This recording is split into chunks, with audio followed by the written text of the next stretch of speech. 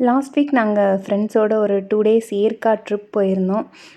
இந்த கேஃபே பார்த்திங்கன்னா, ஏற்காடு மலை ஏறுற இடத்துல சேலமில் இருக்குது. சரி மலை ஏறுறதுக்கு முன்னாடியே ஒரு சூப்பராக ஒரு காஃபி குடிச்சிட்டு ஸ்டார்ட் பண்ணலான்னு சொல்லிட்டு அங்கே போயிருந்தோம். அந்த கேஃபே ரொம்ப நல்லா இருந்துச்சு. அதுக்கப்புறம் ஏற்காடு ரீச் ஆகிட்டோம். நாங்கள் ஒரு 11:00 போல் தான் ரீச் ஆயிருந்தோம். அங்கே போயிட்டு இப்போ ரூம்ஸ் எல்லாம் ஆல்ரெடி புக் பண்ணியிருந்தோம்.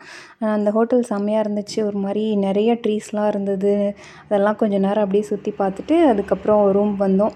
ரூமும் நல்லா இருந்துச்சு. நல்லா ஸ்பேஷியஸாக எல்லா வசதியும் இருந்தது. நீட்டாக இருந்தது. ரூமையும் கொஞ்சம் நேரம் பார்த்துட்டு அங்கேயும் பால்கனியெல்லாம் இருந்தது. ஃபுல்லாக ரூமையும் ஒரு ரவுண்டு சுற்றி பார்த்துட்டு அதுக்கப்புறம் ரெஃப்ரெஷ் ஆகிட்டு அங்கேருந்து கிளம்பிட்டோம் சைட் சீயிங்க்கு. சரி ஃபஸ்ட்டு லஞ்சு சாப்பிட்றலாம் அப்படின்னு சொல்லிட்டு லஞ்ச் சாப்பிட்லான்ட்டு ஒரு ரெசார்ட்டுக்கு தான் போயிருந்தோம்.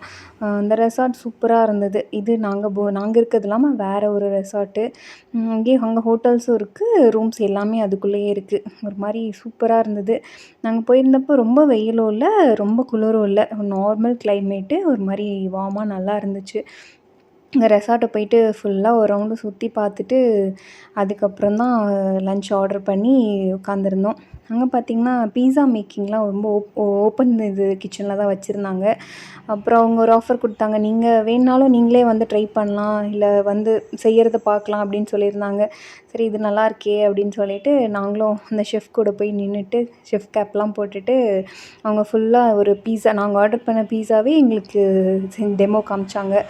சூப்பராக இருந்தது. நான் இதை ஃபஸ்ட் டைம் இப்போ தான் எக்ஸ்ப்ளோர் பண்ணுறேன். நல்லா பொறுமையாக நல்லா எக்ஸ்பிளைன் பண்ணாங்க. ஃபஸ்ட்லேருந்து லாஸ்ட் வரைக்கும் பேக் பண்ணுற வரைக்கும் சொல்லி கொடுத்தாங்க.